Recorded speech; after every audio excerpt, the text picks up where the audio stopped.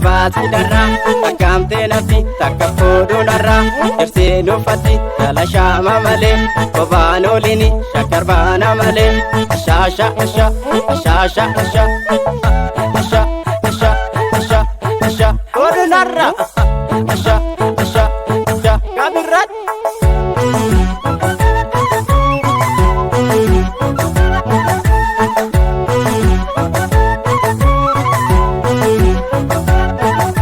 Ufseeti ya ufseeto ya ufseeto ishinu matee betaa warra koona seeto. Ufseeti ya ufseeto ya ufseeto ishinu matee betaa warra koona seeto. Ufseeti ya ufseeto Achee ija uummataa. Ufseeti ya ufseeto Seenaa turte yaadataa. Ufseeti ya ufseeto Kaabura yaabbattu. Ufseeti ya ufseeto Ogaa gooftanaa dattu. Ufseeti ya ufseeto Ijaarri maqaa tamne. Ufseeti ya ufseeto Gumaa gooftotaa damne. Ufseeti ya ufseeto Toto yaa ufseeto ishinu matee betaa warra koona seeto.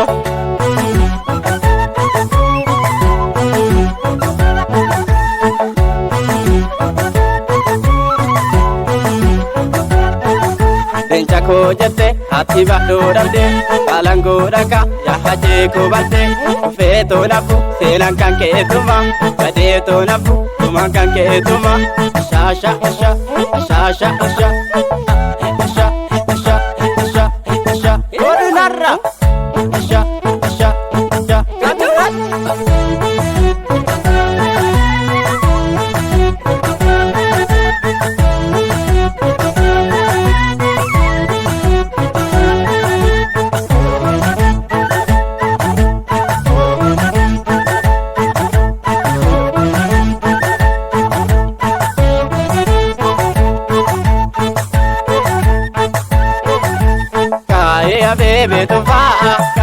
Abebe tufa ya galote ya ka karaka mena nufa bal balisani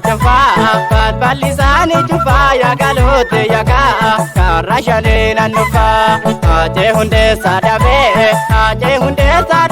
ya galote ya ka al garafo ladabe pado del ka sadabe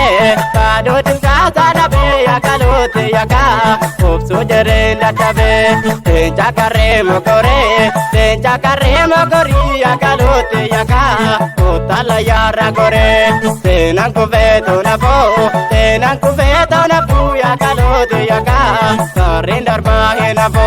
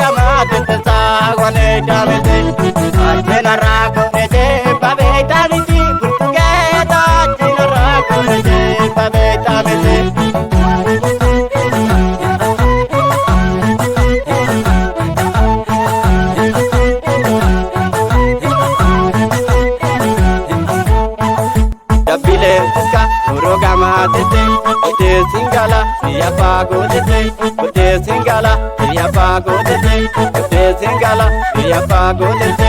Sasha, Sasha, Sasha, Sasha, Sasha.